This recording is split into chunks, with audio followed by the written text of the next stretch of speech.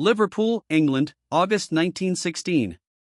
The city streets were quiet that morning, unusual for a port city used to the ceaseless hum of ships, merchants, and dockworkers. Smoke rose lazily from the chimneys, mingling with the salty air drifting in from the Mersey.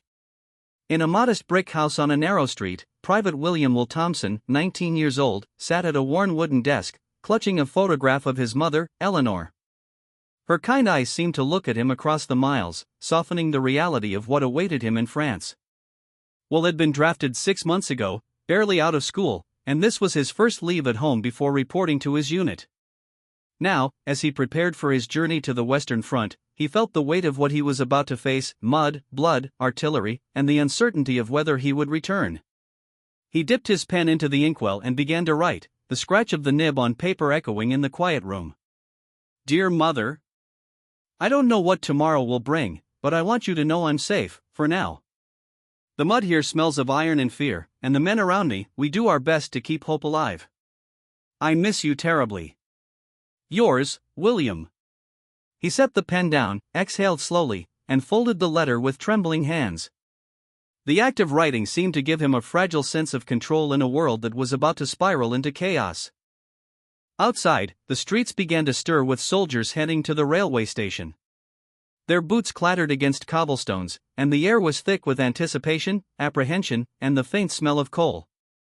Will's mother entered the room quietly, her hands trembling slightly. Eleanor, Will, promise me you'll stay safe. Promise me you'll hold on to your humanity. Don't let the war take that from you. Will nodded, struggling to find words. He could not promise safety, none could, but he promised something just as important. Will, I'll write every day, Mother. I'll carry your love with me. Her eyes glistened with tears as she embraced him, knowing that letters would be the only tether keeping them connected. The journey to the front. The next morning, Will boarded a train bound for France, crammed with soldiers, rifles, and the muffled sounds of anxious conversations. Some men laughed nervously, others stared silently at the walls, trying to steel themselves. Will found a seat beside Corporal Henry Harry Collins, a man 6 years his senior, seasoned in the ways of soldiering. Harry's face was lined and weathered, his eyes revealing countless hours spent in trenches he had yet to describe. Harry, first time to the front? Will, yes. I don't really know what to expect. Harry gave a short, knowing nod. Harry, no one does.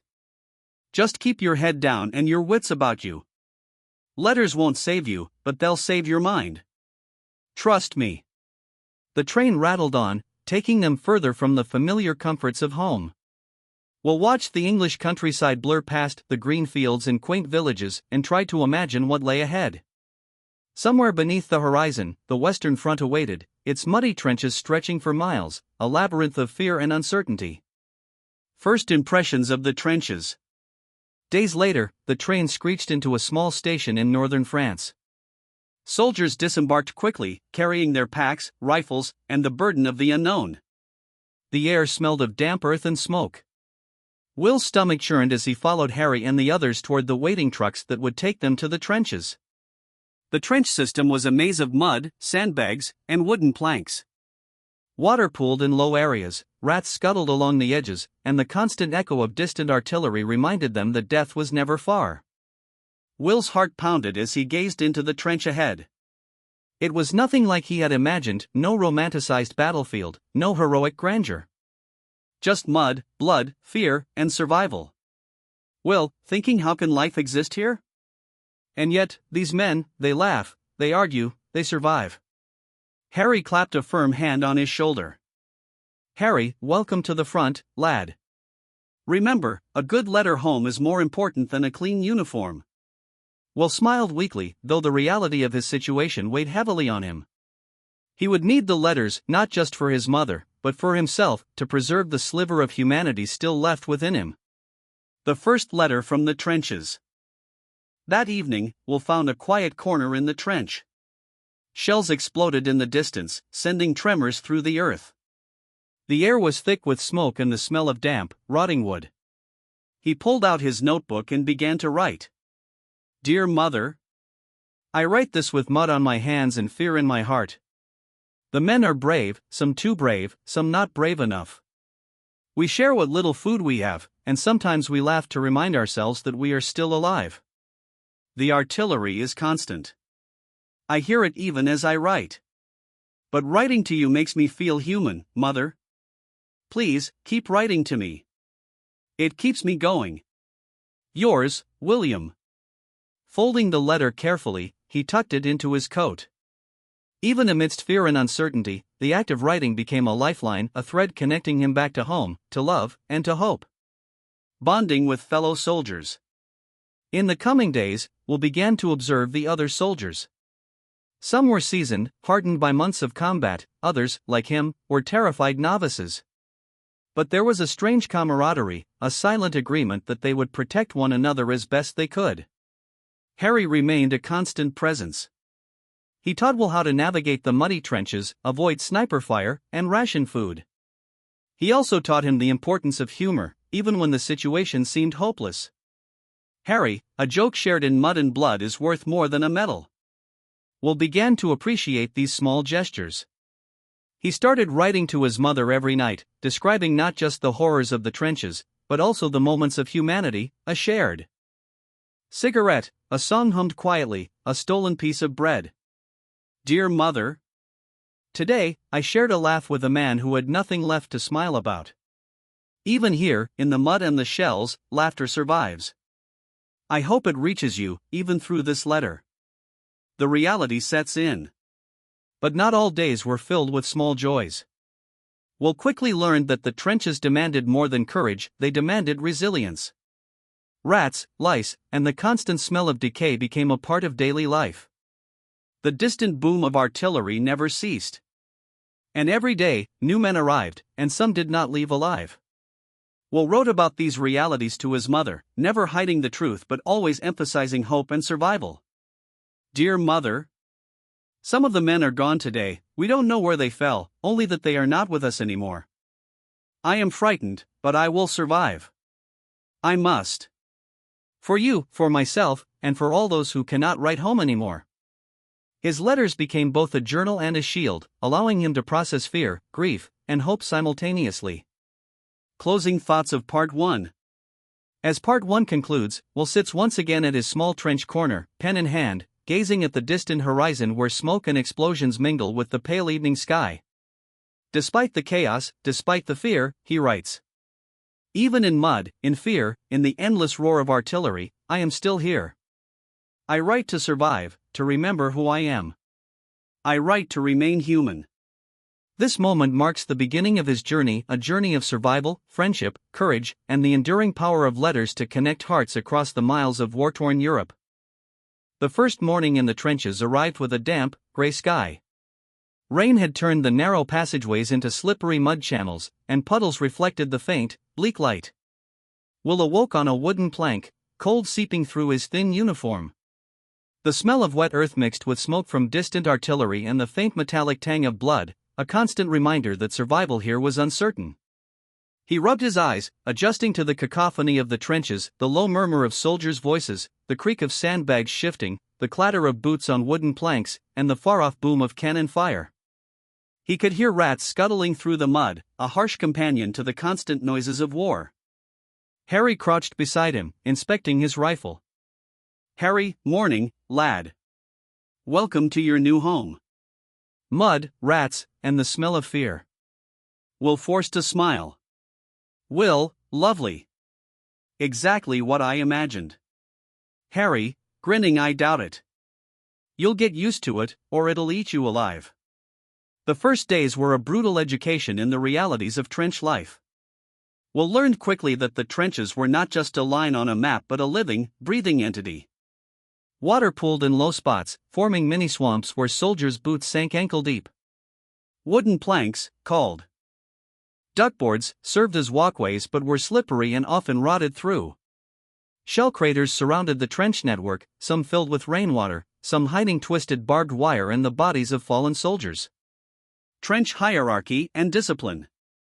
Lieutenant James Avery arrived at the trench headquarters, his tall frame a visible contrast to the cramped, muddy walls. His uniform was streaked with mud, but his eyes were sharp and commanding. Avery, soldiers, attention. We hold this line at all costs. Understand that survival depends on order, discipline, and quick thinking. We'll notice how Avery moved among the men, not only issuing commands but observing, listening, and occasionally offering a reassuring nod. Even amid fear, his presence instilled a measure of stability. Harry, whispering to Will, watch him. Good officers keep you alive. Bad ones, they send you to the grave without a thought. Daily life in the trenches. Days blurred together. Will learned the small rituals of survival. Rations, bread hardened from days old, tinned meat, and occasionally potatoes. Soldiers fought for scraps, yet camaraderie meant sharing was vital. Sanitation, latrines were makeshift, often overflowing. Rats thrived here, and disease was a constant threat. Maintenance, digging and reinforcing trenches never stopped. Shells could collapse walls at any moment. Night watches, soldiers took turns keeping lookout. Silence was broken only by distant explosions or a sudden shout. Will, writing to his mother. Dear Mother, we live by routines here. It sounds mundane, but it keeps us alive. Food, clean boots, watch. Duty, small things that make a difference. I never thought I'd find comfort in mud, but it's home for now. Will noticed a strange mix of fear and humor among the men. A shared joke or whispered song became a lifeline, a reminder of life beyond the trenches. The first skirmish. On the third day, the soldiers faced their first real skirmish. Shellfire erupted along the enemy lines, the ground shaking violently beneath their feet. The sound was deafening, and the smell of sulfur filled the air. Harry, down.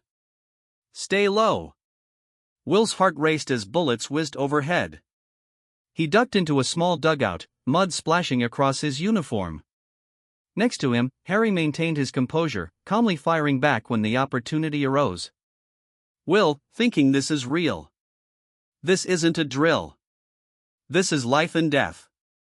The enemy attack was brief but intense. Soldiers suffered minor injuries, and some would not rise again. The skirmish left the trench littered with debris, broken rifles, sandbags torn apart, and the lingering smell of gunpowder. Camaraderie amid fear. After the attack, Will noticed the quiet resilience of the soldiers. Even exhausted, they shared what little food they had, checked each other's wounds, and offered words of comfort. It was a strange mix of brutality and humanity. Harry, lad, remember this.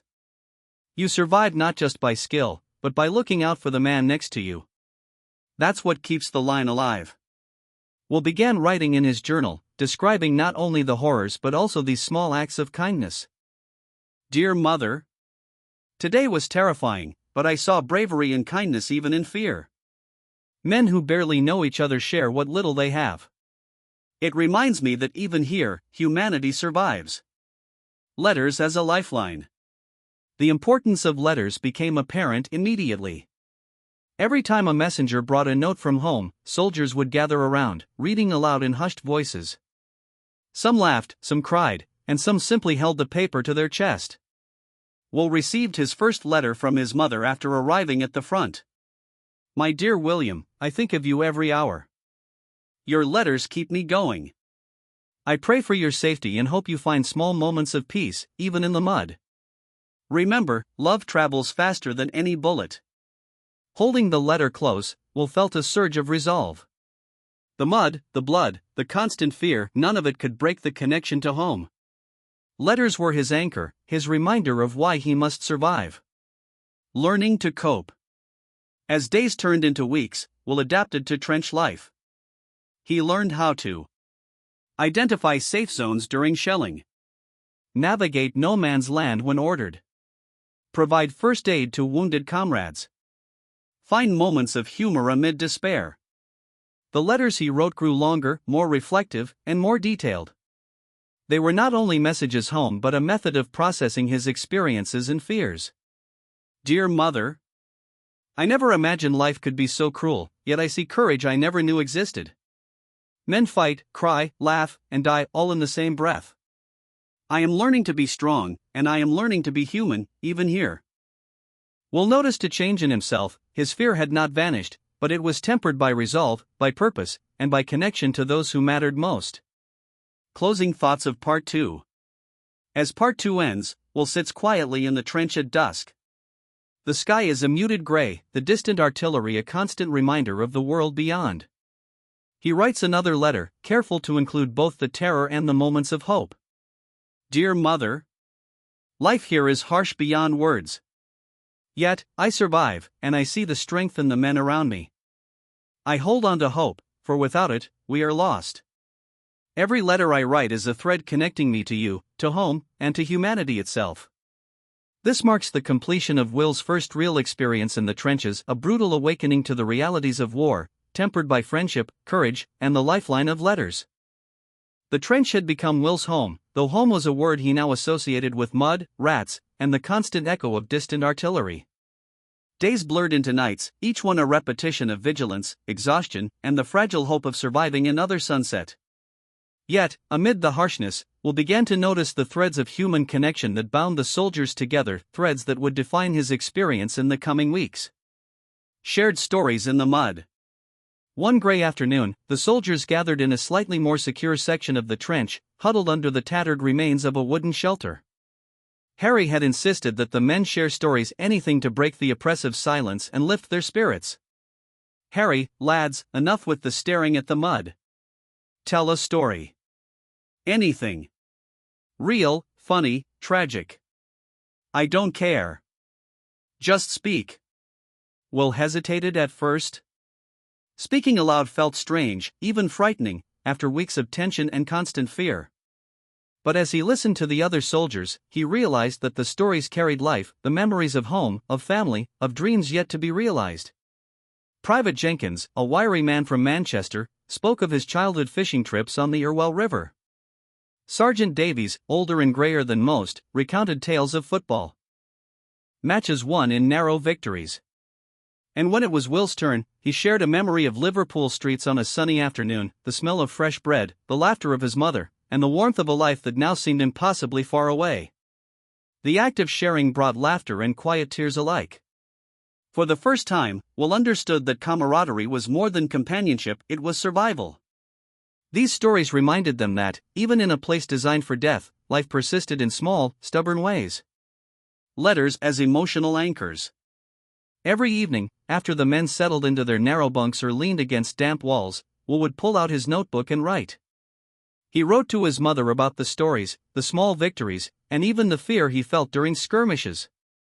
The letters were detailed, descriptive, and emotional, his lifeline in a place where human connection was fleeting. Dear Mother, today we shared stories in the mud. It was strange, laughter in the middle of all this horror. Private Jenkins spoke of rivers, Sergeant Davies of football. And I wrote of home, of streets where life feels safe and warm. I realized that even here, laughter survives, and it carries us through the worst moments. I hope you can feel it in my words. Harry noticed Will's dedication to writing. He approached him one evening, crouched beside him on the damp duckboards. Harry, you've got a gift, lad. These letters, they aren't just for your mother. They'll keep you sane, even when things get worse. Will looked up at him, grateful but hesitant. Well, I don't know if I'm strong enough to survive, Harry. Harry, strength isn't about bullets or muscles. It's about holding on to the little things, hope, memories, kindness. You've got that in spades. That's what will carry you. The arrival of Lieutenant Avery. Lieutenant James Avery became a constant figure in Will's life, offering guidance and protection. He was disciplined but approachable, a man who recognized that soldiers needed not only orders but understanding. One morning, Avery gathered a small group of soldiers, including Will and Harry, to discuss the upcoming reconnaissance mission. The men listened attentively, aware that any mistake could be fatal. Avery, we move at dawn. Stay low, keep quiet, and watch each other's backs. Remember, courage is not the absence of fear, it's the ability to act despite it. Will found himself inspired by Avery's words. Courage, he realized, was not about bravery in battle alone, it was about continuing to live, to write, and to care for others even when death seemed inevitable. Acts of small kindness. Life in the trenches was harsh, but it was the small gestures that made the difference. Will noticed how Harry shared his portion of bread with a young soldier who had lost his ration. Avery took a moment to bandage a man's minor wound personally, instead of delegating the task. Soldiers shared cigarettes, swapped stories, and offered reassurance in whispered tones. These moments of humanity were fragile, easily destroyed by the next bombardment or gas attack, but they persisted. Will began to record them in his letters, as if cataloging proof that. Dear Mother. Today, Harry gave half his bread to a boy who had none. Lieutenant Avery bandaged a soldier's hand with his own fingers, without a word. I am surrounded by men who, despite this mud and blood, still remember what it means to care for another human being. It gives me hope. Fear and comfort. Fear was a constant companion, never fully leaving. Shelling shook the ground beneath them, and the sounds of gunfire from the front lines were never far. Will often found himself awake at night, listening to the distant cries of the wounded and the ominous rumble of artillery. In these moments, Harry became a guide and protector. Harry, lad, fear isn't a weakness. It's proof you're alive. Just don't let it paralyze you. Hold on to something, your letters, a memory, a promise. That's what keeps men walking out alive. Will clutched his notebook tightly, feeling the weight of his mother's love with every word he wrote. The letters became both shield and sword, shield against despair, sword against hopelessness. The growing bond between soldiers. Over the following weeks, the bond between Will, Harry, and Avery strengthened. They shared meals, defended one another during bombardments, and celebrated small victories, a captured enemy position, a successful reconnaissance mission, or even surviving a particularly violent shelling. One evening, as rain fell softly on the trench, Will reflected on the transformation in himself. He was no longer just a frightened young man from Liverpool. He was a soldier, aware of the stakes, but still capable of compassion, humor, and hope. Dear Mother. I feel myself changing. The mud, the blood, the fear, they try to take pieces of you, but I fight to keep them at bay. Harry and Avery teach me courage. The men teach me loyalty. And I write to you to keep the rest of me alive. A moment of calm. There were rare moments of calm, like that evening when a temporary lull in shelling allowed soldiers to wash in the small, muddy stream running along the trench. Will cleaned his uniform as best as he could, washing away some of the grime and the sense of helplessness. The men laughed quietly, sharing stories of home and plans for life after the war. For a fleeting hour, the war seemed distant, replaced by friendship, laughter, and the stubborn human need for connection. Harry, remember this, lad. No matter how bad it gets, moments like this remind us why we fight, why we survive. Will nodded, holding on to the memory. He wrote it all down in his notebook, ensuring that nothing was lost to the mud, the rain, or the passage of time. Closing thoughts of Part 3. As Part 3 ends, Will sits under the tattered wooden roof of the trench, pen in hand. The sky is a muted gray, reflecting the somber mood, but his heart carries hope.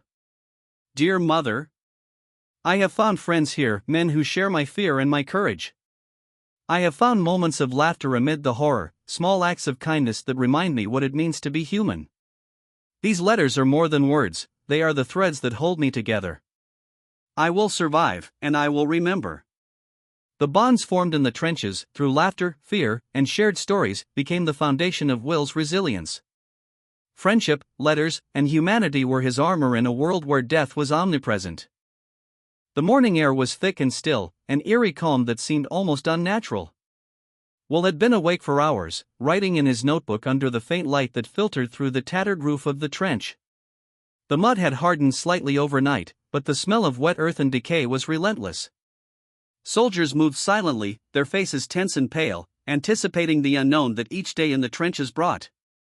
Corporal Harry Collins paced the trench, inspecting rifles and watching the horizon. He had an unspoken sense of danger that even the officers could not always detect. Will noticed the tension in his movements and felt a chill crawl down his spine. The warning. Suddenly, a distant alarm sounded, a shrill whistle that cut through the trench like a blade. Soldiers froze. Avery's sharp voice rang out immediately. Avery, gas attack. Everyone, masks on, now. Panic erupted. Men scrambled to find their gas masks, some fumbling in the mud, others coughing as the first tendrils of the chemical reached their positions. The yellow-green haze began to drift over the trench, slithering through the wooden supports and pooling in the low spots. Will's hands shook as he fumbled with his mask. Harry grabbed his arm. "Harry, breathe slowly, lad. Follow me." Will barely registered the stinging smell in his nose and the burning in his eyes as he pulled the mask over his face.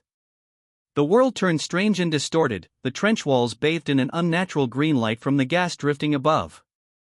The chaos of survival. The next few minutes were a blur. Soldiers shouted, coughed, and stumbled in the choking fog. Some were less fortunate, unable to secure their masks in time. Will's heart raced as he clung to Harry's side, following him to higher ground in the trench where the gas was less dense. Will, thinking this is death made visible, it moves like smoke but kills like fire. Harry barked instructions to the men, guiding those who were disoriented, checking masks, and offering words of reassurance. Will followed his lead, realizing that training, composure, and quick thinking were all that separated life from death in this moment. A shell exploded nearby, sending mud and debris raining down. Soldiers fell to the ground instinctively, some coughing violently, some disoriented. Will held tightly to his rifle, praying that the gas and the chaos would pass without claiming him. Humanity amid danger. Even in the midst of terror, acts of compassion emerged. Private Jenkins, coughing and choking, was helped to a safer part of the trench by Sergeant Davies. Avery moved methodically, checking each section of the line, offering instructions and calm words. "Avery, keep moving. Keep your masks on. Protect each other. You survive by helping each other." Will realized that courage was not the absence of fear but the choice to act despite it. He guided a young soldier who had dropped his mask, securing it over the boy's face before pulling him to safety. Will, thinking this is what Harry meant. Strength is in caring for others, even when your own life is in danger. The aftermath. The gas began to dissipate after what felt like hours, though it was likely only minutes. The trench was littered with coughing soldiers, overturned sandbags, and debris. Some men were injured, others physically fine but shaken to the core. Will removed his mask and inhaled cautiously, the air heavy but breathable. His vision was blurred, his hands trembling, but he was alive. Harry clapped him on the shoulder. "Harry, not bad, lad. You kept your head. That's half the battle." Will took a deep breath, trying to steady himself. The attack had left a lasting impression, fear, yes, but also a strange clarity about life, courage, and the value of human connection. "Dear Mother, today, I faced a terror unlike any I have known. The gas moved through our trench like a living thing, burning and choking. Men fell, some saved by others, some not so lucky. I am alive, Mother, thanks to Harry, Lieutenant Avery, and the men beside me. I write this to remind myself that even in the worst moments, humanity persists." Reflection and resilience. That night, the soldiers huddled in the trench, exhausted but alive. Will cleaned his mask, inspected his rifle, and wrote again. The words flowed freely, a mixture of fear, gratitude, and reflection. Dear Mother, the gas today was unlike anything I imagined. Death seemed to move through the trench as easily as air. But I saw courage, Harry guiding me, Avery helping others, men protecting their friends. I realized that courage is not heroic in the way stories make it sound. It is simple, persistent, and rooted in the small acts of care. I write this so that the world knows we are more than mud and fear. We are human. Will slept poorly that night, haunted by the faces of men who had panicked or been less fortunate. Yet the experience strengthened him. Survival was not just about skill, but about connection, awareness, and the will to endure. Building the emotional arc. In the days following the gas attack, Will noticed subtle changes in the men. Some withdrew, their laughter gone, replaced by silence or obsessive routines. Others clung more tightly to friendship and camaraderie, drawing comfort from shared experiences. Will continued to write letters, documenting not only the horrors, but also the human response to them. He captured courage, fear, resilience, and compassion in ink, preserving a narrative of humanity amidst devastation. Dear Mother, we are all changed by what we see and experience. Fear lingers in our hearts, but so does hope. I have seen men act with kindness in moments where death was close. I carry these memories with me, and I write them to you so they are not lost. We survive not only for ourselves, but for each other.